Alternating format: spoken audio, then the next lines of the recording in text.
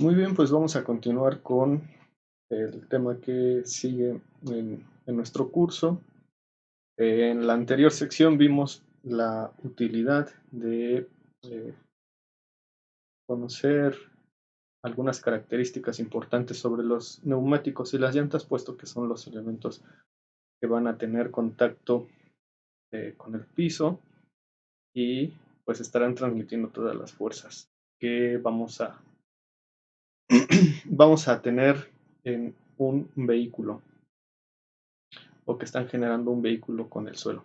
Entonces, pues para continuar, vamos a revisar algunos fundamentos básicos de la dinámica. En esta ocasión, pues vamos a revisar algunos conceptos que pues son necesarios para poder entender de una mejor manera lo que viene a continuación. Entonces, pues seguramente ya recordarán algunas de estas definiciones, pero pues siempre es bueno nuevamente revisar. Entonces, pues vamos a ver. Eh, Tenemos la siguiente definición de masa. La masa pues está definida de diferentes maneras. Hay una definición matemática que es algo complicada. Entonces pues no quise abordarlo por ese lado, sino irnos por un poco por lo que vemos usualmente en los niveles previos de masa. Entonces, aquí nos dice que es la cantidad de materia que contiene un cuerpo. ¿Sí? Eso lo podemos ver incluso en términos de la cantidad de átomos que forman algo.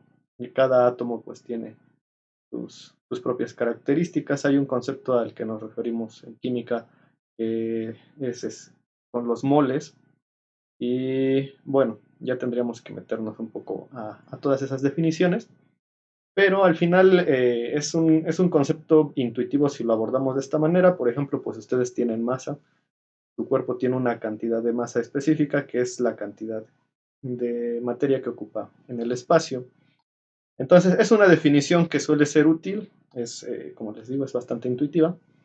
También la podemos pensar como qué es la propiedad. Fíjense, aquí nos maneja que físicamente la masa es una propiedad de un cuerpo que da su inercia. ¿A qué nos referimos con esto? Pues es muy típico saber, por ejemplo, que si algo que está en reposo, ustedes tienen algo que no se mueve y así está, pues no se va a mover a menos de que ustedes le apliquen una fuerza para provocar su movimiento, en cuyo caso pues ir hacia adelante, hacia atrás, hacia arriba o hacia abajo. Bueno, pues precisamente nos referimos a esa resistencia o a esa oposición al cambio de estado, eh, y decimos que esa oposición a ese cambio pues se debe a la masa. Ese estado usualmente se le llama estado inercial. También, por ejemplo, si algo ya está en movimiento, si algo va hacia adelante con cierta velocidad o hacia atrás o hacia alguna dirección en específico, pues a menos de que alguna fuerza exterior llegue y lo perturbe, pues es como va a cambiar su velocidad. Entonces, ese también es un estado inercial en el que pues está en reposo, pues no se mueve, y si está a alguna velocidad, pues se mueve de acuerdo a esa velocidad y no cambia hasta que algo llegue y lo perturbe. Eso lo vamos a recordar más adelante con las leyes de Newton.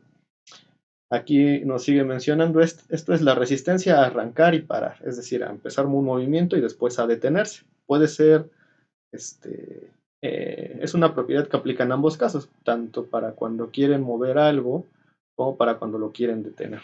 Esa inercia es debido a la masa. Un cuerpo es atraído a la Tierra, eh, atraído por la Tierra, y la magnitud de la fuerza que la Tierra ejerce sobre él se llama peso. Entonces tenemos dos definiciones útiles aquí, ¿vale? Una es masa y la otra es peso. ¿Cuál es la diferencia entre una y otra? Bueno, la masa tiene como unidad los kilogramos, ¿vale? Los kilogramos. Y pues estamos viendo que es una cantidad de materia, también es una propiedad que da algunas características inerciales a un cuerpo. El peso es la relación que existe entre la cantidad de masa y una fuerza. Entonces, usualmente el peso está en relación con la atracción terrestre. Por lo tanto, el peso, aquí más adelante vemos que lo maneja como W, nos dice aquí en situaciones prácticas conocemos el peso W de un cuerpo, pero no la masa, calculamos la masa M mediante. Y bueno, entonces tenemos que el peso W, si lo despejamos de esta fórmula que nos dan aquí abajo, es igual a multiplicar la masa por la gravedad. En este caso la G es la gravedad, la constante que pues ya dominarán, que es 9.81 metros sobre segundo al cuadrado, dependiendo de la ubicación en donde se encuentren en el planeta.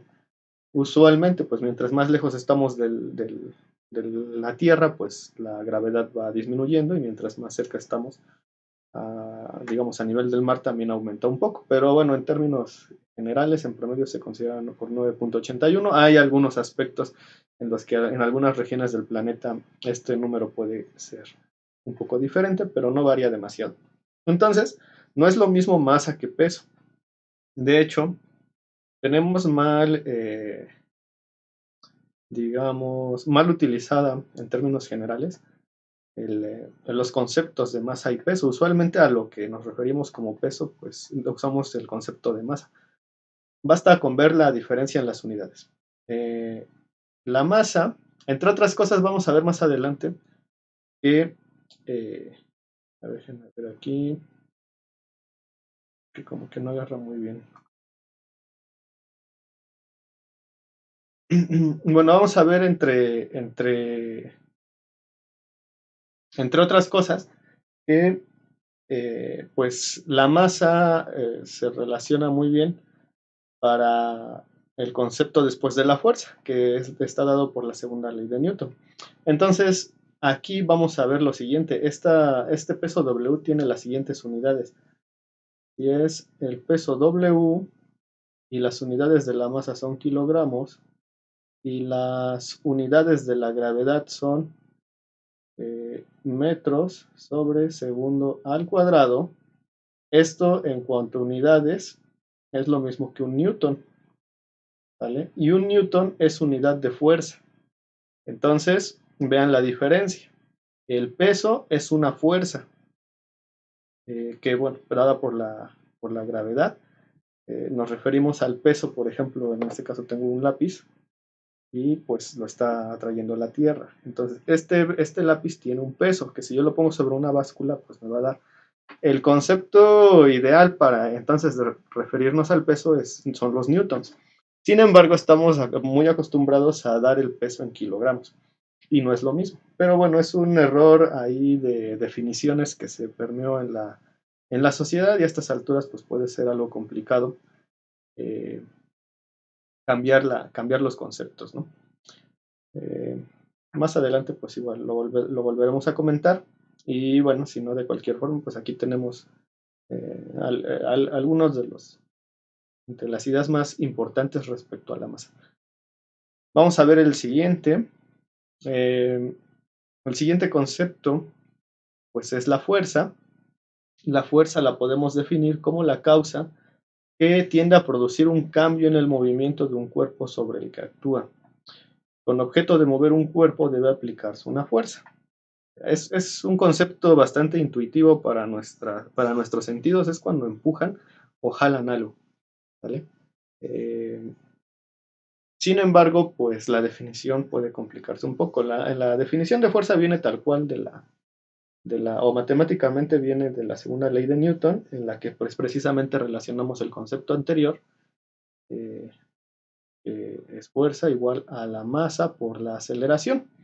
Fíjense que por eso les mencionaba que la gravedad pues es realmente una aceleración, y la masa pues sigue siendo masa. Entonces aquí tenemos las mismas unidades y eso nos da como resultado fuerza, y las unidades de esto pues son nuevamente los newtons, ¿no? Entonces, pues vamos a ir involucrando una cosa con otra. A continuación, vamos a ver, dice, con objeto de mover un cuerpo debe aplicarse una fuerza. Hay dos tipos de fuerzas capaces de actuar sobre un cuerpo, las fuerzas de contacto y las fuerzas de campo. ¿Cuáles son las fuerzas de contacto? Pues precisamente que en las que ustedes pueden apreciar que hay un objeto que está ejerciendo pues movimiento sobre otro a través del contacto directo entre sus cuerpos. Y las de campo pues son aquellas que no son visibles al ojo humano, sin embargo son fuerzas que actúan y que por experimentación pues sabemos que son así. Por ejemplo, es el caso de la gravedad, es un fenómeno bastante interesante la gravedad. Otro que pudiera parecerse, aquí igual no los menciona, pues es los campos magnéticos en los que ustedes pues tienen dos imanes y quizás no los ven, pero sí es perceptible a nuestros sentidos, al menos a nuestro sentido del tacto, cómo uno ejerce atracción sobre otro. Y bueno, pues son los dos ejemplos que tenemos aquí. Entonces, como les menciono, estas definiciones después se involucran en las leyes de Newton, pero pues vamos paso por paso. Tenemos el par o momento de fuerza, que nos dice que se define como cualquier causa que tiende a producir un cambio en el movimiento rotacional de un cuerpo sobre el que actúa. El par es el producto de una fuerza y la distancia perpendicular desde un punto de rotación a la línea de acción de la fuerza. Y bueno, este ejemplo aquí pues no tengo la imagen, pero si nosotros tenemos una llave con la que vamos a girar algún tornillo, alguna tuerca, vamos a suponer que este elemento circular pues es una tuerca. ¿Vale? Entonces nosotros lo vamos a intentar rotar con nuestra llave que tenemos aquí. ¿Y a qué nos referimos con precisamente el par o momento de fuerza? A veces también le decimos el torque. Bueno, a que nosotros vamos a aplicar una fuerza en este punto y vamos a provocar un giro o la intención de giro alrededor de este punto. Entonces no tiene un movimiento hacia el fondo o hacia nosotros como si se saliera de la pantalla, sino que pues simplemente va a girar, o no es necesario que gire para que exista este momento. Simplemente con que estemos aplicando la fuerza, a veces no vamos a ver ningún movimiento, pero sin embargo el momento se está ejerciendo. Entonces, este momento pues es realmente muy fácil de calcular, no recuerdo si lo tengo aquí, pero normalmente pues lo referenciamos como un momento que es igual a la fuerza por la distancia. ¿Vale? Y aquí tenemos nosotros la fuerza aplicada. ¿Cuál es la distancia? Pues la distancia del punto donde va a girar, digamos el centro del giro, hasta donde se está aplicando la fuerza. Esto es la distancia D. Entonces es esa fuerza por distancia. Entonces fíjense cómo tenemos dos posibilidades aquí. Una en la que vamos a provocar un movimiento lineal hacia adelante o hacia atrás, y en la otra vamos a provocar un giro, por ejemplo así. Pudiera ser que yo esté aplicando una fuerza y sin embargo que no gire, pero eso no implica que no existe el momento. El momento sí existe, solamente que el giro no es apreciable. Entonces, no necesariamente tiene que haber movimiento para que exista el momento o par. ¿Vale? Igual ya lo veremos con algún ejemplo, algunos detalles más específicos. Aquí nos dice todavía, dice, el par es el producto de una fuerza y la distancia perpendicular desde el punto de rotación a la línea de acción de la fuerza. Aquí habría, esto con ejemplos pues se ve un poco más fácil, pero bueno, esto yo espero que solamente sea un recordatorio porque ya tuvieron la materia de dinámica. Entonces, la línea de acción de fuerza sería esta, ¿no? En donde se está aplicando bueno, aquí me fui un poco chueco, pero si la fuerza se está aplicando aquí, este es el vector que está aplicando fuerza, entonces pues su línea de acción pues es toda esa línea punteada, ¿no? La fuerza va a tender a ir hacia adelante Sin embargo, pues se va a provocar una rotación a lo largo de pues, la varilla, o en este caso pudiera ser una llave. ¿Vale? Vamos a ver la definición que tenemos a continuación. Un cuerpo rígido. Tenemos cuerpos que son flexibles, o bueno, para empezar, nosotros podemos empezar a analizar un sistema como una partícula. Una partícula no tiene altura, largo o ancho, no tiene masa. Una partícula es un concepto, no es una idea que nosotros decimos, bueno, pues algo muy pequeño, usualmente lo asociamos con algo muy pequeño. Sin embargo, el concepto de la partícula puede ser tan grande como un planeta. ¿Por qué se suele analizar las ideas, o bueno, los fenómenos como si fueran una partícula en primera instancia? Pues para no complicarnos demasiado el análisis. Entonces, un planeta, por ejemplo, podemos decir, bueno, es una partícula y está girando alrededor del Sol en forma elíptica. Y nosotros, para simplificar el análisis, pues así lo aceptamos, ¿no? Y sin importar, por ejemplo, que realmente el movimiento planetario de los planetas alrededor del Sol no es exactamente elíptico. Tampoco estamos considerando, por ejemplo, la diferencia entre la cantidad de masa que tiene Júpiter a la cantidad de masa que tiene Mercurio o la Tierra, que son abismales. Tampoco estamos considerando la influencia de los campos gravitatorios a la distancia a que se está ejerciendo el giro, es decir, pues quitamos todas las ideas que pudieran complicar el análisis y poco a poco pues vamos agregando más. Es un poco la técnica que vamos a ir llevando a lo largo del curso. Entonces, es un modelo ideal cuando hablamos de las partículas. Y después tenemos la idea de los cuerpos rígidos. Por ejemplo, yo aquí tengo este cuerpo, que es un control, ¿no? Es el de la pantalla que utilizo. Y bueno, a simple vista, si yo lo intento deformar, aplicándole fuerza, pues no lo voy a lograr. Es posible que sí se deforme un poco. Sin embargo, pues realmente pues es difícil, ¿no? Es difícil doblarlo y que conserve esa posición. Entonces, si yo lo lanzo, pues lo más probable es que a lo largo del lanzamiento pues ejerza giros y demás. Y va a mantener su forma, es decir, sus partículas respecto al resto de ellas van a mantener su forma, no se van a deformar tan fácilmente. Es diferente, por ejemplo, a que si tengo esta hoja y le hago esto, esta sí se deforma fácilmente, ¿no? Entonces, si yo la lanzo, lo más probable es que por la misma fuerza y la fricción que tiene con el aire, pues se vaya deformando. Y entonces, si tenía esta forma originalmente, pues se va a desdoblar y se va a doblar en otras condiciones.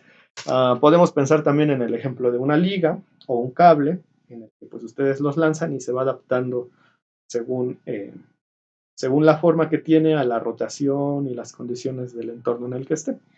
Entonces, esos no son cuerpos rígidos. Cuerpos rígidos son como en este caso el control, que lo puedo lanzar y no se va a deformar. Nos menciona aquí, dice, cuando se acelera un cuerpo real, se tienen presentes siempre deflexiones elásticas internas.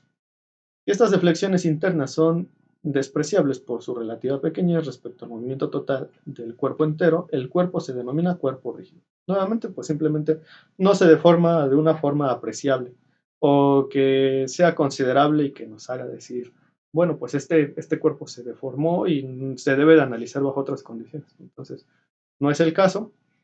Así pues, un cuerpo rígido no se deforma. En otras palabras, en un movimiento traslacional puro, cada punto del cuerpo rígido tiene idéntico movimiento.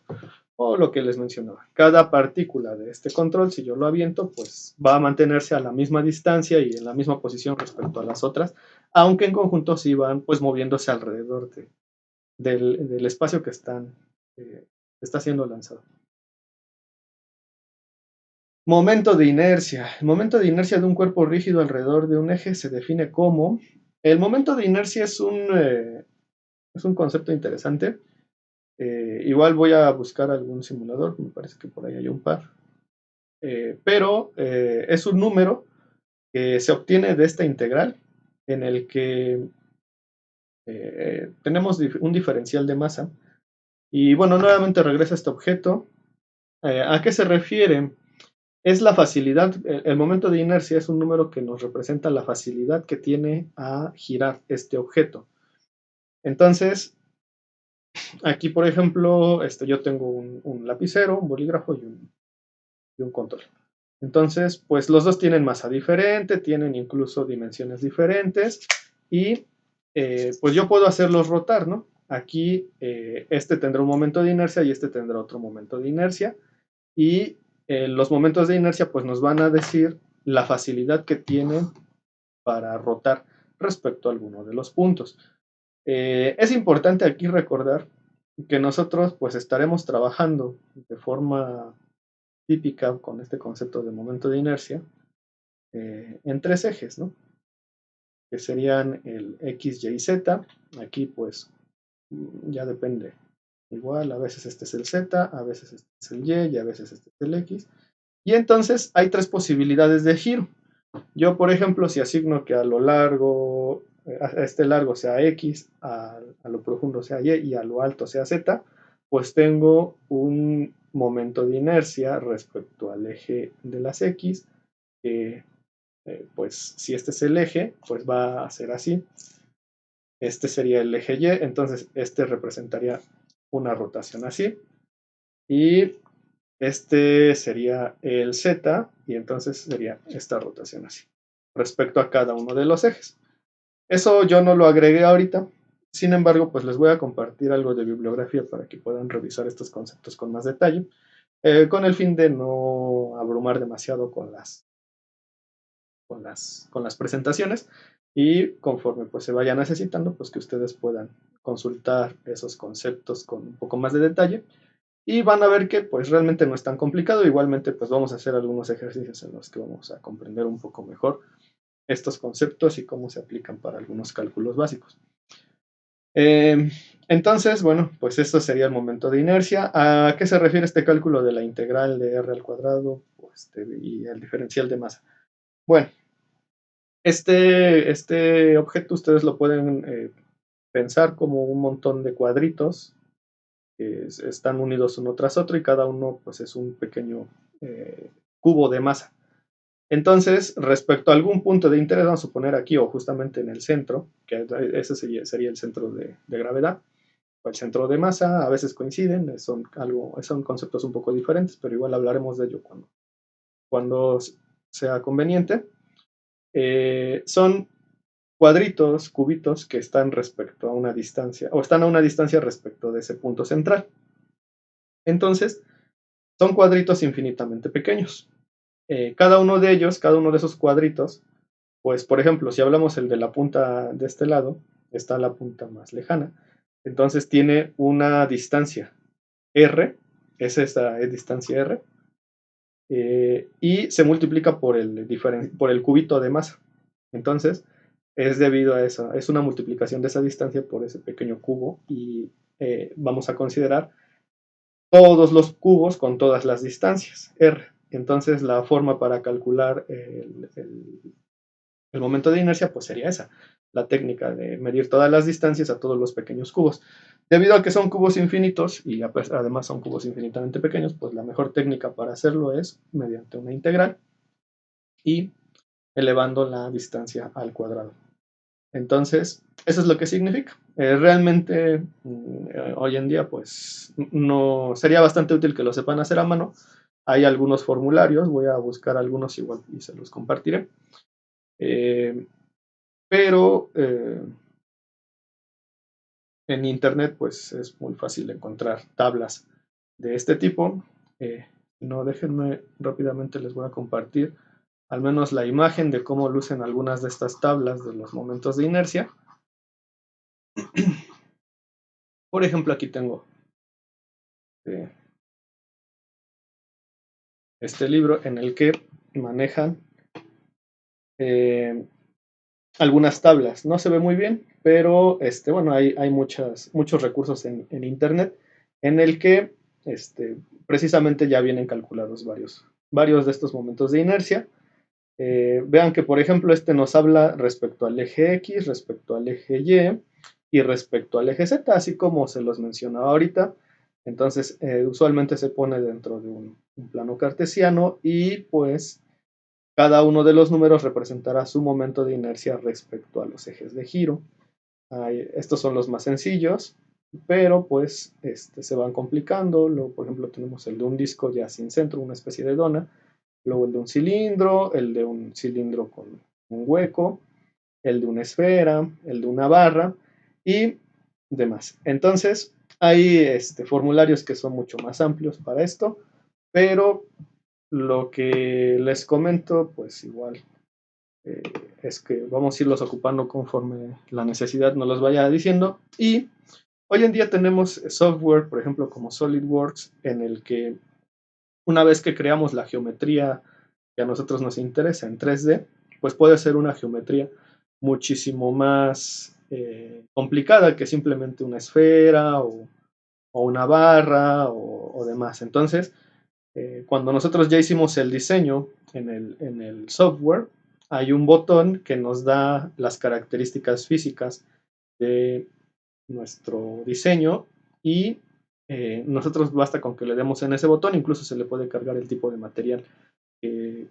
con el que vamos a trabajar en la vida real y entonces el software le asigna el material y calcula todos los parámetros físicos de, el, de nuestro modelo.